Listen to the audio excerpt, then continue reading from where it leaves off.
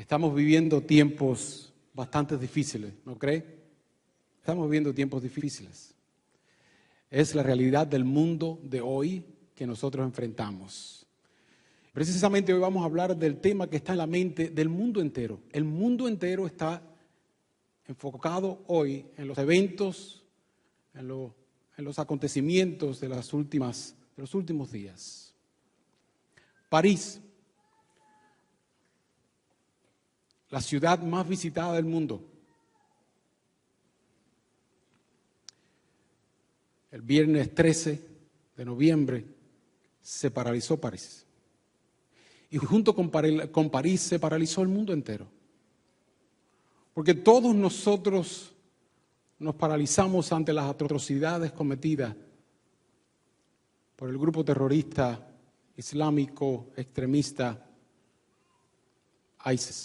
ISIS, creo que se dice en español, ¿verdad? ISIS. Ninguno de nosotros pudimos escaparnos de lo que estaba pasando en el mundo. Hoy hablé con mi hermano Melquis esta mañana, él estaba en Cuba durante este tiempo y se enteró aquí. Qué triste. Aquí se vino a enterar. Pero el mundo entero, excepto en algunos lugares como este, el mundo entero tuvo que ver estas imágenes de las atrocidades cometidas por este grupo terrorista. Y el mundo entero hoy está buscando una solución, está buscando una respuesta.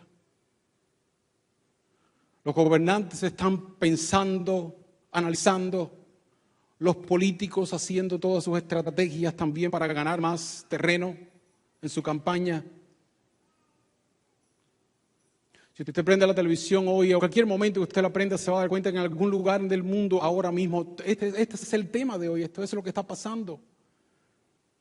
Y en esta mañana precisamente hemos decidido hablar de este tema porque nosotros tenemos que entender, nosotros como la iglesia y los hijos del Señor tenemos que entender. Y en esta mañana el propósito de este mensaje es apuntar a un común denominador. Y es importante que nosotros entendamos, por eso le hemos puesto este título al mensaje de hoy, el común denominador. Ese es el título del mensaje de hoy.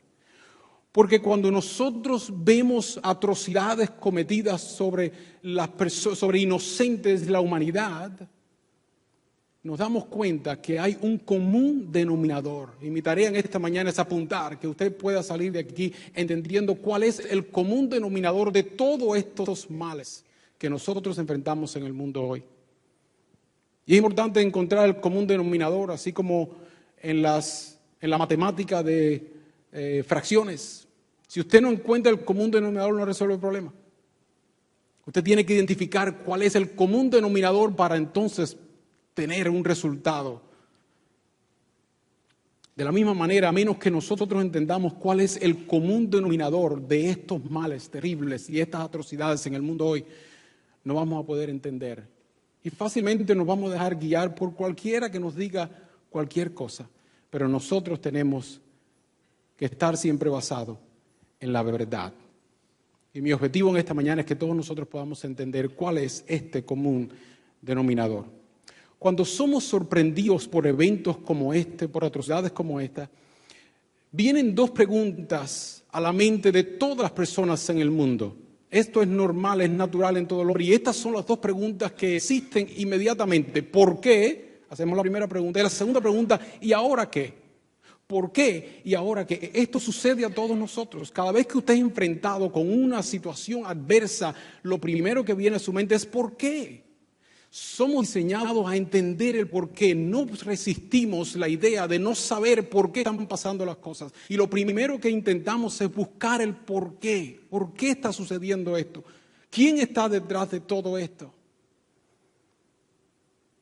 Muchas veces nos agarramos de la primera respuesta que encontremos porque necesitamos alguna respuesta para resolver este asunto en nuestro interior y nos agarramos a cualquier respuesta. Por eso los políticos saben esta dinámica muy bien y en estos momentos todos se aprovechan para decir y hablar. Algunos bien intencionados, otros no.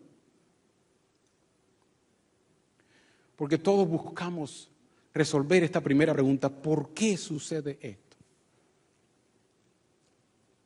Horas, quizás 2 días después que pasó este ataque en París, como todos ya entendimos, escuchamos, ya ahora sabíamos más o menos el porqué, aunque no del todo, pero ya entendíamos que fue el grupo terrorista islámico ISIS, entendíamos cuáles eran sus planes, encontramos ya el plot que ellos tenían, dónde fueron, cuántos murieron, y toda esta tragedia que todos nosotros vimos y experimentamos. En el mundo en que nosotros vivimos no tarda la noticia, simplemente en segundos que había pasado, el mundo entero se estaba enterando, le estaba llegando un mensaje a su teléfono. De alguna manera todos estábamos ya enterados. Y horas después que pasó esto, ya como que teníamos esta pregunta más o menos resuelta de alguna manera en nuestra mente. Y entonces pasamos a la segunda pregunta. Bueno, ¿y ahora qué? ¿Y ahora qué? Y esta es la pregunta que nos toma mucho más tiempo resolver, y esta es la pregunta que a veces nos quedamos con ella por largo tiempo, porque esta pregunta tiene que ver con cómo esto me va a afectar a mí, cómo va a afectar mi estilo de vida, qué va a pasar ahora. Quedó claro después de unas horas que el problema de este grupo terrorista es mucho más grande de lo que se decía. Nos dimos cuenta que no estamos tan fuertes como pensábamos estar ante una situación como esta. Nos dimos cuenta que esto puede suceder en cualquier lugar, en cualquier parte del mundo. Puede suceder una atrocidad como esta. Y entonces la pregunta es, ¿y ahora qué? ¿Y ahora qué? ¿Salgo a la tienda, no salgo a la tienda? ¿Me divierto, no me divierto? ¿Y ahora qué hacemos? Estábamos todavía en medio de esta pregunta resolviendo cuando 7 días después, el viernes pasado, otro grupo terrorista entra en un hotel en Mali. Y una vez más, un grupo de inocentes sufren las consecuencias que no podemos entender por qué una persona puede hacer cosas como esta.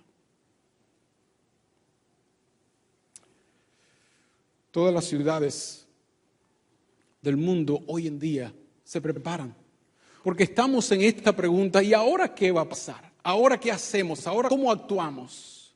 ¿Qué cambios tenemos que hacer? ¿Cómo nos defendemos? Todas las ciudades importantes del mundo están en un estado de alerta enorme, alto estado de alerta. Ustedes han escuchado las noticias de Nueva York, Washington, en todos los eventos grandes, públicos. Había algo que se estaba comentando de un evento que estaba teniendo en Atlanta. Y aquí en Miami, todas las ciudades están en un estado de alerta intensivo. Y es cuando entra el temor. El mundo hoy está en temor. Es el objetivo del terrorismo, causar temor en el corazón de la humanidad. La pregunta que nos tenemos que hacer en esta mañana es, ¿tendrá la Biblia una respuesta a preguntas tan actuales como esta? La Biblia, que fue escrita tantos años atrás, ¿tendrá respuesta a cosas tan actuales como las que nosotros estamos viviendo, experimentamos hoy? La respuesta es sí.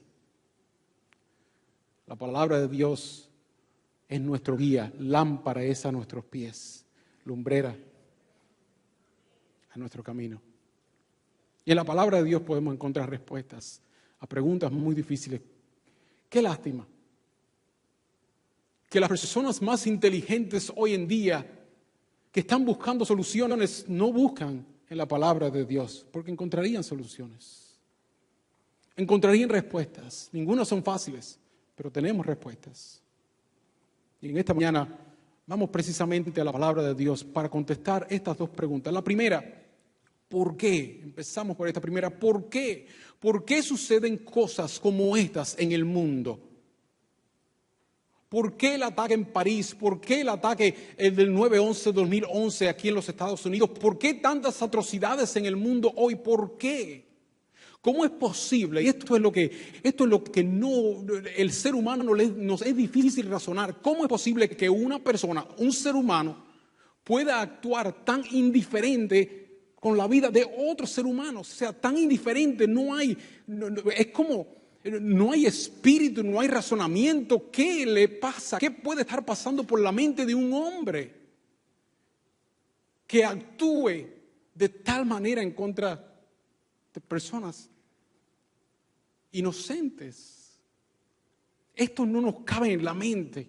Personas que están totalmente desconectadas de su causa, de su guerra, de su pleito, completamente desconectadas, sufren las consecuencias. El inocente sufre las consecuencias de estas enormes atrocidades. Y esto es lo que nos choca, esto es lo que nos duele, esto es lo que decimos, ¿por qué? ¿Por qué? Hasta cierto punto, la adversidad en un momento en defensa propia se entiende, ¿verdad que sí? O sea, la agresividad, cuando usted está en una situación de defensa propia, se entiende hasta cierto punto. Y en esto también hay, o sea, digo hasta cierto punto porque todas las cosas depende del caso, depende de la situación, depende de muchas cosas, pero hasta cierto punto, si usted ve de una persona que actúa agresivamente contra otra en defensa propia, usted dice, bueno, ok, ¿verdad? Hasta cierto punto se entiende esto. Hasta cierto punto se entiende en tiempos de guerra, la agresividad en tiempos de guerra. O sea, si usted está en un momento de guerra y tiene a su enemigo delante, la guerra es terrible, no hay excusas para guerra, no hay razones para guerra, las guerras no deben ser. Pero la realidad es que en la guerra hay agresividad y esta agresividad en contra del soldado, del ejército opuesto, se entiende también. Hasta cierto punto se entiende. Como que lo podemos razonar de alguna manera un poquito. Pero lo que no se entiende, lo que no nos cabe en la mente es cómo la agresividad, o sea, la agresividad en contra de una persona completamente inocente. Cuando esto sucede, decimos una palabra: esto es inhumano. ¿Usted no dice eso? Esto es inhumano. O sea, esto se pasó del término, del perímetro de humano, esto es inhumano, es lo que nosotros decimos, es la respuesta, la única respuesta posible que podemos dar ante atrocidades como esta, eso es inhumano. Eso se pasó de lo normal.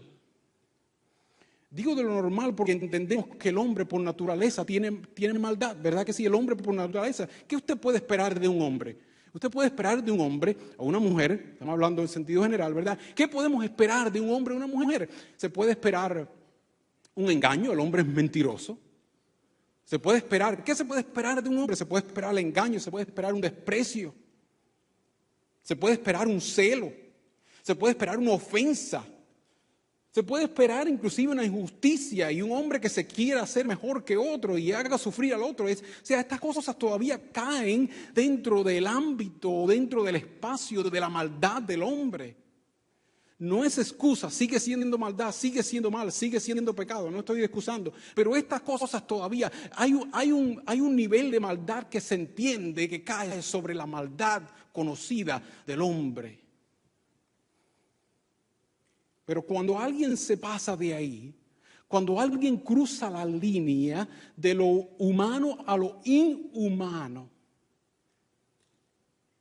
y agrede a personas inocentes, decimos, se pasó.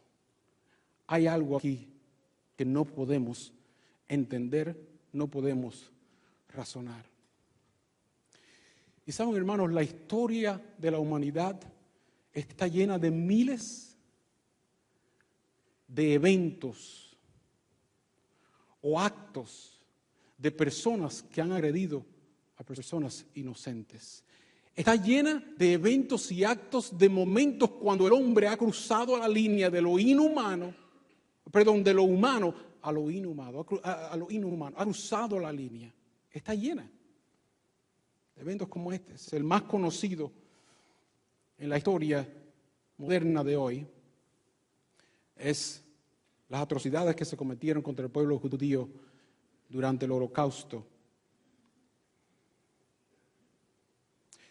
Vemos imágenes de de esto que sucedió bajo el régimen cruel de Hitler.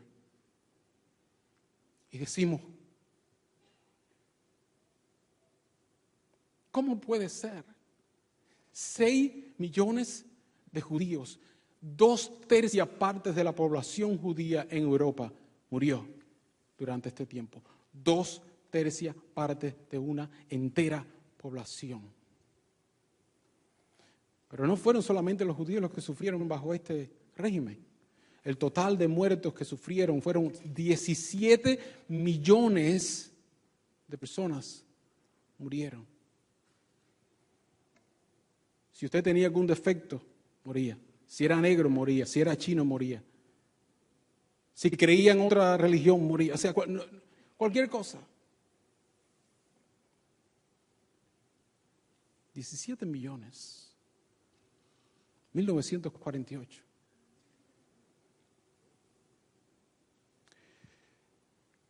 Miren, yo quedé sorprendido cuando me puse a buscar una lista de atrocidades, genocidios, se dice, ¿verdad? Genocidios, gracias. Busque los mayores genocidios conocidos en la historia y se va a sorprender. Genocidio armenio 1915 al 1925, 1.5 millones de personas inocentes murieron durante este tiempo. El Holodomor ucranio, un hambre causada directamente por el dictador Stalin. 7.5 millones de inocentes murieron durante este tiempo, 1932-1933. En un año.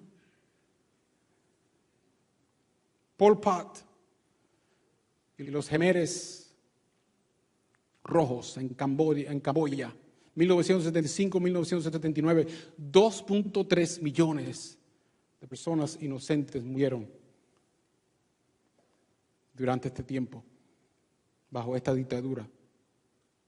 La barbarie de Ruanda, esto no fue hace mucho, 1994. En el mundo moderno de hoy, 1994, 800,000 personas fueron asesinadas y las mujeres que sobrevivieron, todas fueron violadas.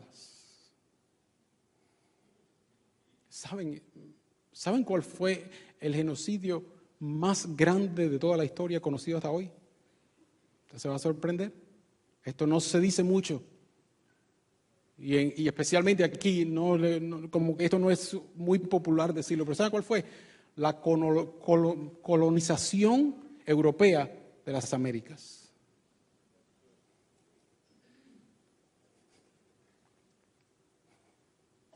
Muchos de ustedes en sus países conocen la historia.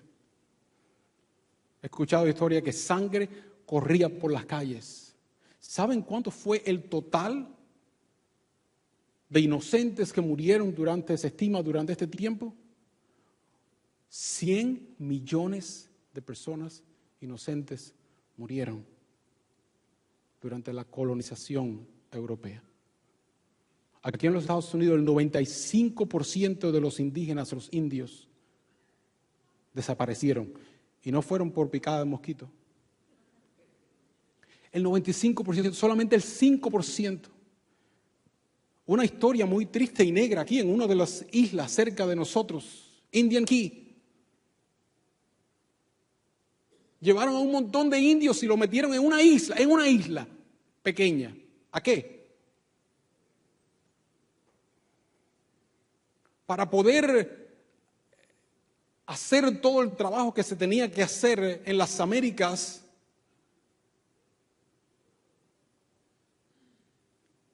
se apoderaron de 50 millones de africanos, de los cuales solamente 10 millones llegaron o sobrevivieron. ¿Usted se imagina eso? Y cuando nosotros escuchamos cosas como esta, decimos, pero Pero no puede ser, ¿por qué? Pero miren, no tenemos que irnos tan lejos tampoco, no tenemos que, sería bueno que usted estudie estos, hoy en día nadie tiene excusa, tenemos tenemos la información en nuestras manos, es bueno, hermano, aprender, póngase a leer algo de historia, eso es saludable para todos nosotros, para el cristiano, nosotros tenemos que saber estas cosas, ¿ok? No tenemos excusa, podemos ser fácil, no tiene que ir a coger un curso que se va a demorar. Póngase 2 horas y lea algunas cosas interesantes. Pero no tenemos que irnos tan lejos.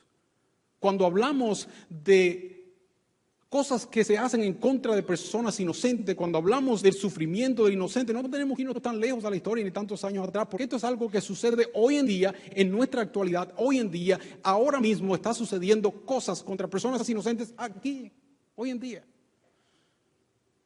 en todo el mundo. En lo que va de este año aquí en los Estados Unidos, 52 ataques a escuelas por personas armadas. 30 niños inocentes han muerto. En lo que va de este año solamente una persona que entra en una escuela solamente con la idea de acabar con vidas. ¿Cómo, Señor? Pero ¿qué tipo de ser humano puede ser este? Eso es inhumano. ¿Y qué se puede decir de un hombre? Ni merece que se le llame hombre. Pero ¿qué se puede decir de una persona, un adulto, que viola a un niño, a un inocente? ¿Cómo usted se explica eso? Las Naciones Unidas reportan una cifra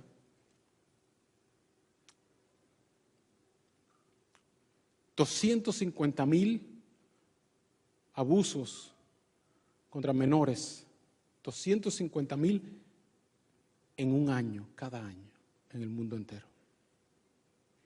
Y eso es lo que se reporta. Y ustedes saben que en eso la mayoría no se reporta. Hermano, y nos quedamos preguntando ¿por qué el inocente sufre? ¿Por qué suceden cosas como esta? Como la que vimos en París, como la que vimos en el 9/11, como la que estamos viendo a través del mundo entero. ¿Por qué hay hombres que cruzan esa línea? ¿Habrá algo que está impulsando a estos hombres a cruzar esa línea? ¿Qué hay detrás? Porque estas cosas son inhumanos. Se pasa de lo normal, se pasa de la maldad normal. ¿Qué hay? ¿Habrá algo detrás de todo esto? La Biblia nos enseña, hermano, y vamos a leer un versículo hoy que nos va a dar una aclaración de lo que está pasando en el mundo hoy en día.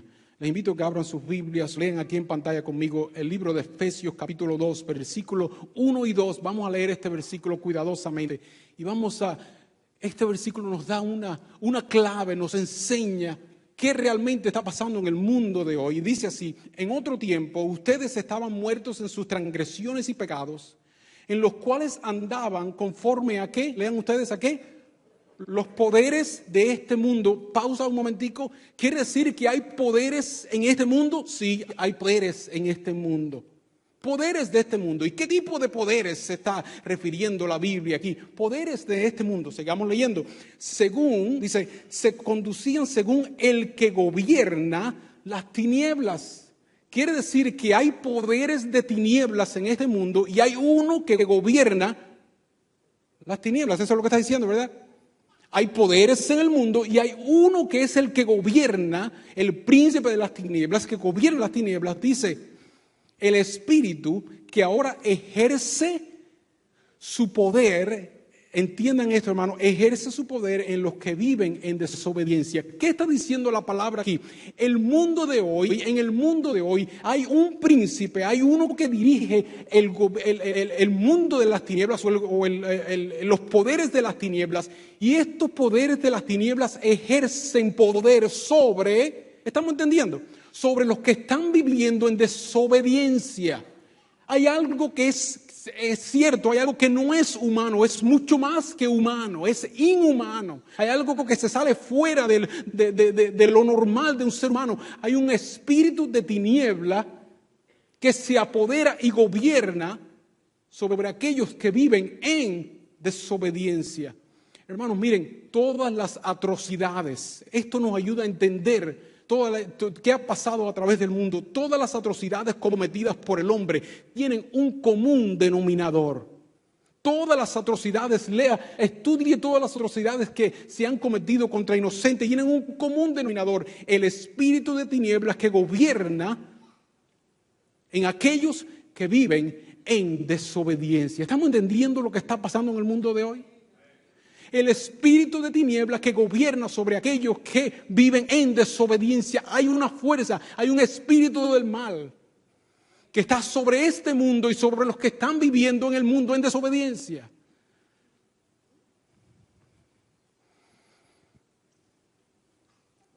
Miren, vamos a irnos a ver el ejemplo o la historia registrada en la Biblia, registrada en la historia del hombre, del primer inocente que sufrió. ¿Se recuerdan cuál fue? ¿Cuál fue el primer inocente en la tierra? Abel. Vamos a ver esta historia para que ustedes vean cómo se refleja esto que acabamos de leer en esta historia. Miren, Génesis capítulo 4, versículos 6 y 8 dice: entonces el Señor le dijo, bueno, para los que no conocen la historia, Caín y Abel, dos hermanos, los hijos de Adán y Eva, uno era agricultor, otro cuidaba de los animales, y en un momento llegaron, como les enseñaron sus padres, a traer un sacrificio, a reconocer a Dios. Eso es un sacrificio, era reconocer a Dios, reconocer que Dios, era Señor, y ellos vinieron a traer un sacrificio a Dios. Abel, dice la Biblia, que él escogió lo mejor de todo lo que tenía. El mejor cabrito, lo preparó y se lo trajo a Dios como un sacrificio, mostrando que Dios se merece lo mejor. Caín, por otro lado, la Biblia no dice ni menciona que él hizo lo mejor, sino dice que cogió algunas viandas, las puso y se las presentó a Dios.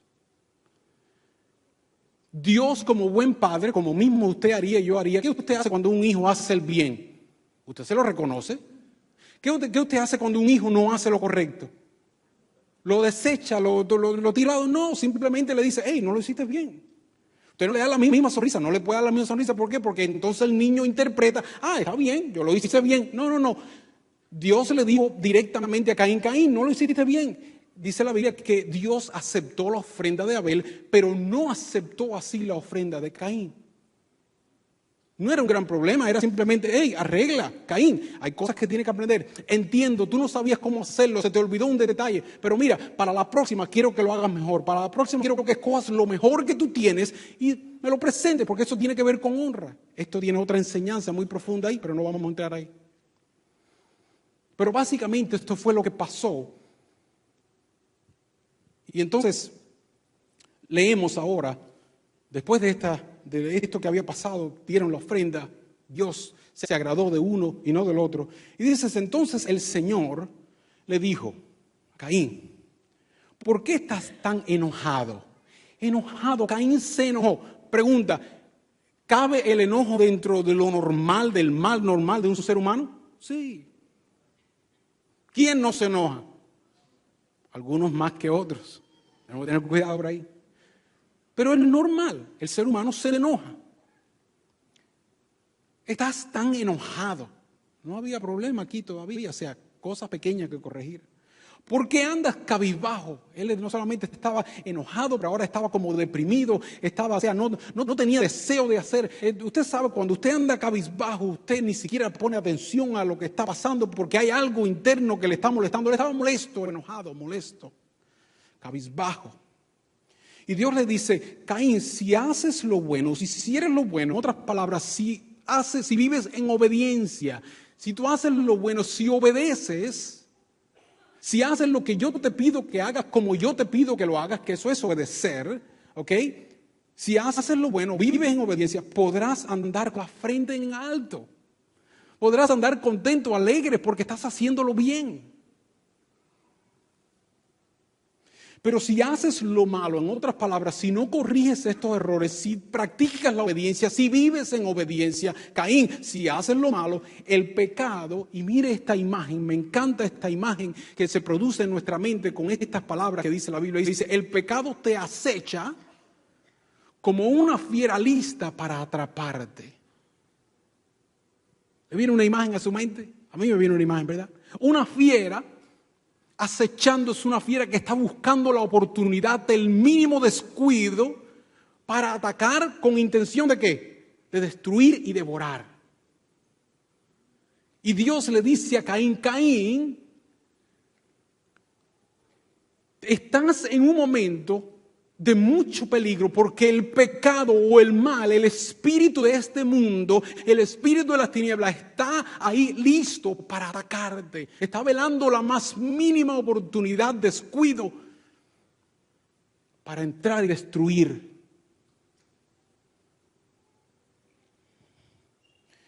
Y me gusta lo que le dice Dios, no obstante, tú puedes dominarlo. Esto es para que nadie se diga, no, yo no, eso me lo hizo, el diablo me lo hizo hacer. No. Todo ser humano, Dios le da la oportunidad de hacer el bien. Si usted coge hacer el mal, usted coge hacer el mal y después eso tiene consecuencias. Lo que dice, si vives en desobediencia, el poder de las tinieblas opera sobre los que viven en desobediencia. Pero nosotros tenemos la responsabilidad porque estamos viviendo en desobediencia, lo que tenemos que hacer es obedecer, tenemos que cambiar, tenemos que hacer algunos ajustes en nuestra vida. Estás enojado, Caín, cambia, mira, aprende, dile a tu hermano Abel, ¿qué pasó? ¿Cómo tú lo hiciste? Yo quiero agradar a Dios, enséñame cómo hacerlo. Era lo que Caín tenía que hacer. Pero no, ni siquiera el consejo de Dios tomó. Mire lo que pasó, Caín habló con su hermano, Abel, vamos a ir al campo, vamos a dar una caminadita por ahí, vamos a ver algo muy interesante. Qué terrible, hermano. Abel de inocente, claro, si tú eres mi hermano, vamos. Mientras estaba en el campo, Caín atacó a su hermano y lo mató.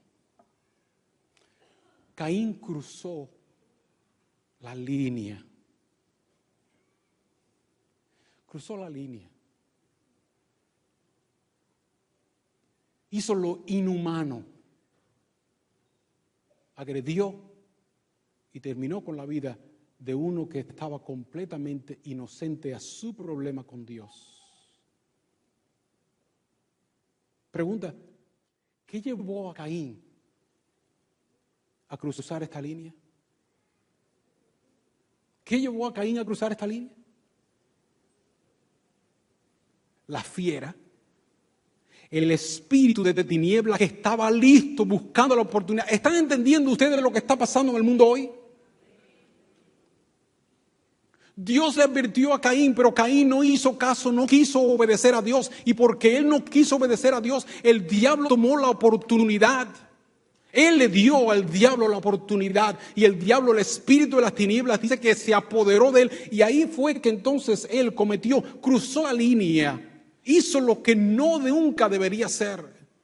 Hermanos, detrás de todas las atrocidades que el hombre comete hay un común denominador y es el espíritu de tiniebla que ejerce su poder sobre los que viven en desobediencia. Lo que nosotros estamos viviendo hoy en día es simplemente la manifestación del espíritu de tiniebla que gobierna en el mundo hoy. Eso es lo que usted está viendo. Esas atrocidades es la manifestación del espíritu de tiniebla. Es la única manera que se entiende, porque de ahí para allá es inhumano lo que está pasando. Pero cuando entendemos que hay un espíritu de tiniebla que está gobernando, obrando, ejerciendo su poder sobre los que viven en desobediencia, entendemos el porqué de las cosas. Este es el común denominador. Cuando usted analice todas las atrocidades que se han cometido en la historia de la humanidad, detrás de estas atrocidades encontraremos a este común denominador, el espíritu de tinieblas que gobierna sobre los que viven en desobediencia. ¿Por qué París? ¿Por qué el 9/11? ¿Por qué el Holocausto? ¿Por qué la lista tan enorme de atrocidades y genocidios? ¿Por qué el sufrimiento actual de tantos inocentes en las manos de hombres crueles? ¿Por qué? Porque el hombre tiene un enemigo común, el príncipe de las tinieblas, el diablo mismo, Satanás, que la Biblia nos enseña que está como león rugiente buscando a quien devorar. Eso es.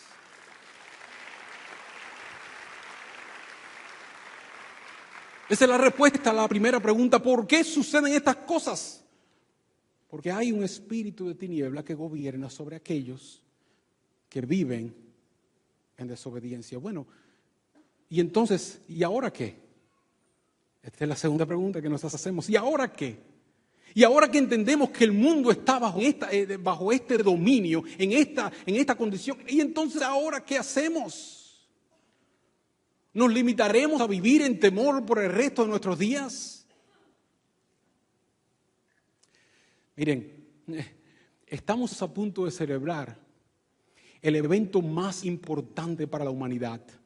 En unas 4 semanas, 5 semanas, celebramos el evento más importante para la humanidad.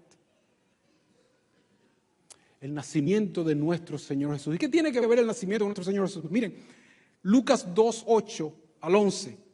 En esa misma región, estoy leyendo, dice, había unos pastores que pasaban la noche en el campo, turnándose para cuidar su rebaño. Sucedió que un ángel del Señor les apareció, la gloria del Señor les envolvió en luz y se llenaron de temor. Pero el ángel le dijo, no tengan miedo, miren, que les traigo buenas noticias que serán motivo de gran gozo, de mucha alegría para todo el pueblo. Hoy les ha nacido en la ciudad de David, ¿un qué? Un Salvador. Hermanos, hoy más que nunca esta palabra tiene un gran significado. Un Salvador. ¿Por qué un Salvador? El mundo necesita un Salvador. Hoy ha nacido, y esta es la noticia, hoy ha nacido en la ciudad de David un Salvador. Es Cristo el Señor. Un Salvador es aquel que viene para salvarnos del mal, para librarnos del mal, para entreponerse entre el mal y nosotros. Es cierto que el mundo está bajo un espíritu de tinieblas, bajo el príncipe de tinieblas.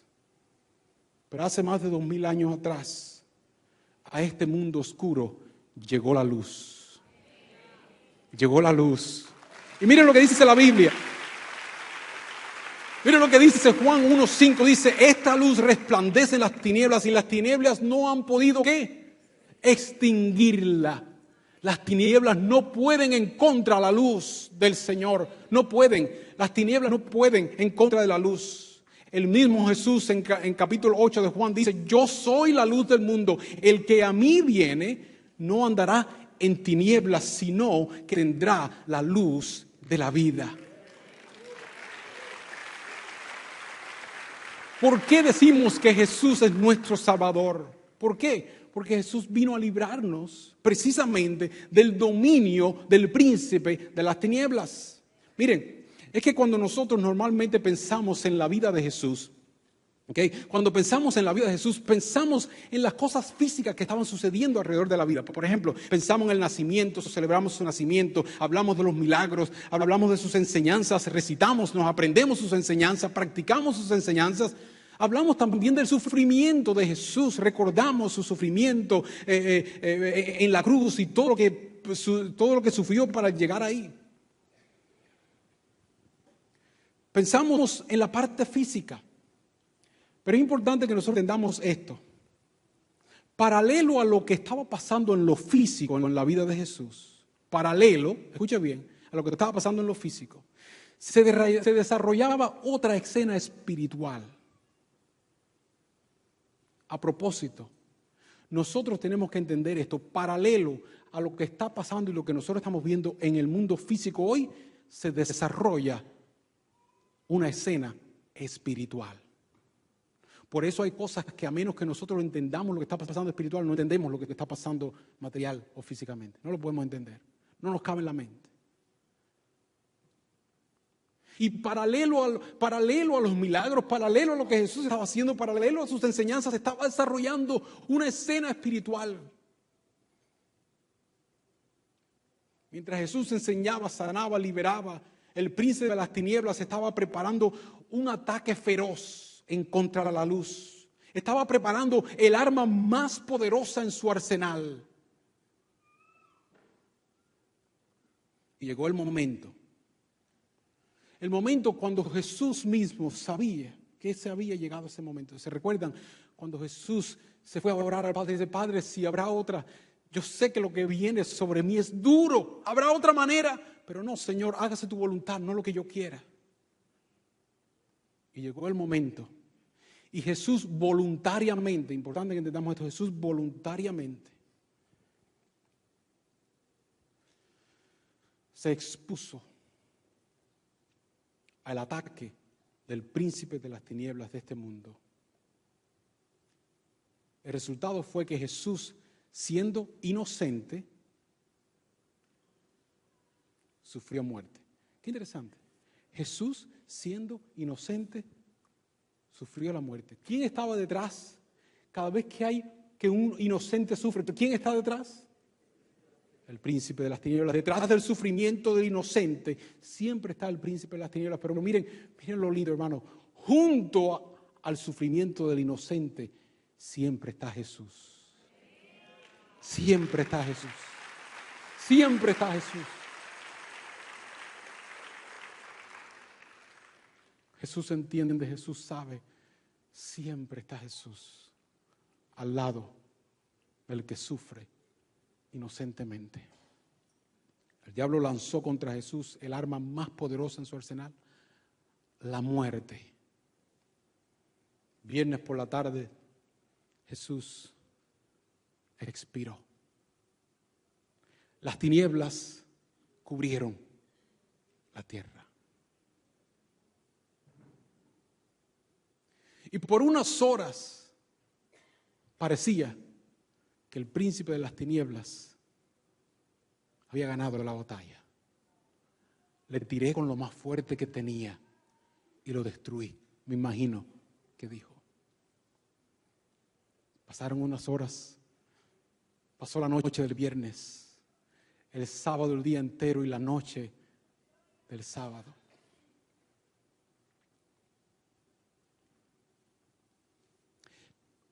Pero el domingo por la mañana, la tierra tembló. La piedra que cubría la tumba se removió. Y de la tumba salió la luz del mundo a resplandecer hasta el día de hoy. Y jamás las tinieblas no prevalecerán contra la luz. Las tinieblas no prevalecerán contra la luz. Jamás las tinieblas no prevalecerán contra la luz. La luz de Jesús brilla para siempre, brilla hoy y brillará por siempre. Ese es el poder de nuestro Señor Jesús. ¿Y saben por qué nosotros llamamos a Jesús nuestro Salvador? ¿Saben por qué Él se llama el Salvador del mundo? Precisamente porque Jesús le dijo a Satanás: tírame con todo lo que tú tengas, la arma más fuerte, tíramelo todo. Y después que le tiró todo lo que tenía, Jesús dijo: ok, ahora me toca a mí. Hermano, ¿sabe lo que dice la Biblia? ¿Sabe? Jesús despojó públicamente, hizo ridículo públicamente a los principados y potestades de las tinieblas en la cruz. Porque después que tú tiras todo lo que tú tienes, ya no tienes más, no tengo más. Ok. Entonces, mira, hasta ahí llegó tu victoria porque ahora me toca a mí. Y el Señor, dice la palabra del Señor, que Dios lo levantó entre los muertos y le dio un nombre que es sobre todo nombre. Y en el nombre del Señor Jesús se doblará toda rodilla de la que están en el cielo y la que están en la tierra. Y todos tendrán que proclamar que Jesús es el Señor de los señores. Jesús es el Salvador del mundo. Jesús es el Señor de los señores.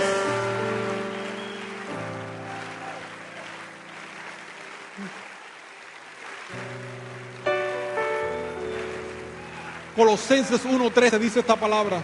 Colosenses 1:13. Él, hablando de Jesús, nos libró del dominio de la oscuridad. Mire, hermano, mire esto. Él nos libró del dominio de la oscuridad y nos trasladó al reino de su amado Hijo, en quien tenemos redención, el perdón de los pecados. Jesús es nuestro Salvador. ¿Entiende por qué es nuestro Salvador? Porque venció a nuestro peor enemigo. Él es el Señor. ¿Por qué suceden atrocidades como la que acabamos de ver? ¿Por qué el inocente sufre? Porque el mundo está bajo el poder del príncipe de las tinieblas. Esa es la razón. ¿Y ahora qué? ¿Viviremos en temor? No. Porque tenemos un Salvador que se enfrentó a nuestro peor enemigo y lo venció de una vez y por todas la cruz. Hermano, Dios, dice la Biblia, si Dios, ese Dios que triunfó sobre nuestro peor enemigo, si Dios es con nosotros, díganlo ustedes, mayor es el que está en nosotros que el que está en el mundo. No tenemos que vivir en temor. No tenemos que vivir acogidos. Estas cosas sí que afectan al mundo entero, pero tú y yo, si tú confías en el Señor Jesús, tú puedes vivir tranquilo, tú puedes vivir en paz, tú puedes vivir confiado de que Dios es tu protector, de que Dios te cuidará, de que Dios tiene un ángel que te cuida y te guarda, va adelante y va detrás. Ninguna arma forjada que se levante contra ti triunfará o prosperará, dice la Biblia. Podemos vivir en confianza, aún en un mundo como el mundo en que vivimos hoy, que es bien difícil. Y cuando todos se desesperen, tú y yo podemos estar en paz, tranquilos, confiados, porque Jesús es nuestro Salvador.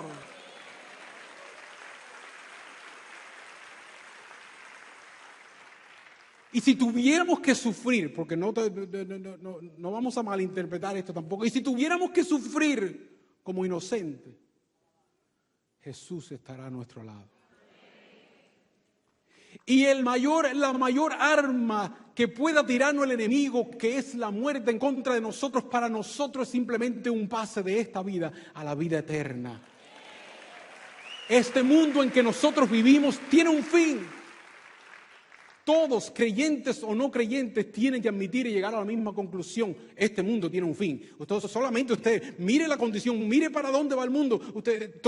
Las personas más inteligentes dicen que esto se va a acabar en algún tiempo.